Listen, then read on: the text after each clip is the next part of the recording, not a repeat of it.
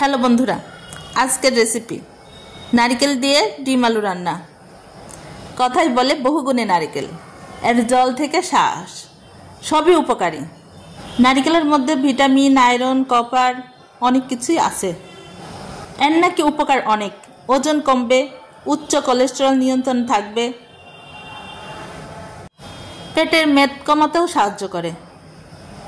নারকেলের ফাইবার অনেকক্ষণ পেট ভর্তি রাখে, ফলে বারবার খিদে পায় না। যাই হোক, চলে যাই মূল রেসিপিতে।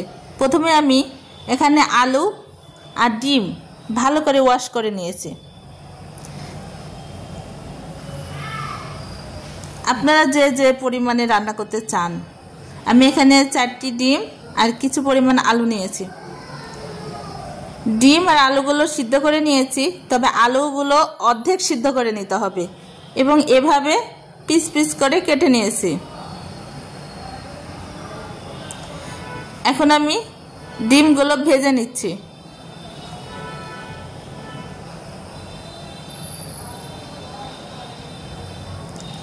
হালকা একটু লবণ দিয়ে ডিমগুলো ভেজে নিতে হবে। ডিম খুব একটা ভাজতে হবে না। এখন আলুগুলো দিয়ে দিলাম। আলুগুলো ভালো করে নাড়াচাড়া করে ভেজে নিতে হবে। এখানে আমি নারকেলের গুঁড়া অ্যাড করছি। এটাই রান্নার মূল উপকরণ।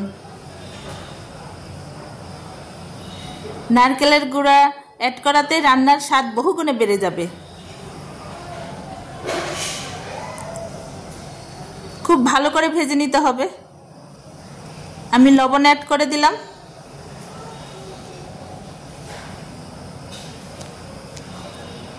এখন পেঁয়াজ কুচি, রসুন এগুলো দিয়ে দিলাম।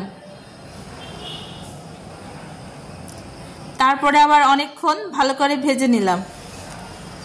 এখানে আমি হলুদ গুঁড়ো, মরিচ গুঁড়ো,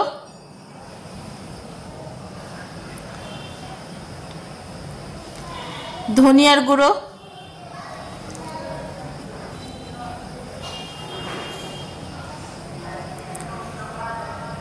সব রকম গুঁড়ো অ্যাড করে দিলাম।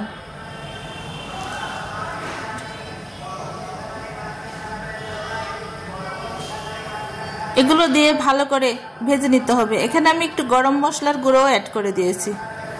এটা আমি বাসাতেই গুঁড়ো করে রাখি। এখানে গরম পানি ইউজ করতে হবে।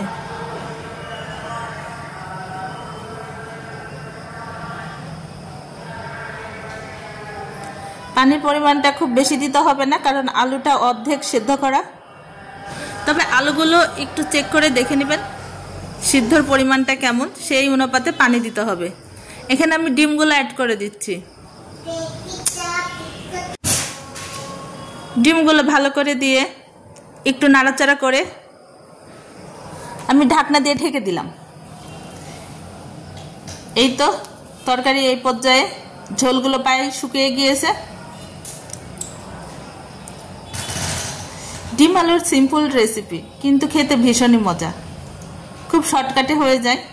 আপনারা এভাবে বাসায় রান্না করে দেখতে পারেন। আশা করি খেতে খুব ভালো লাগবে। এখানে আমি একটু জিরা ভাজার গুঁড়া অ্যাড করে দিয়েছি।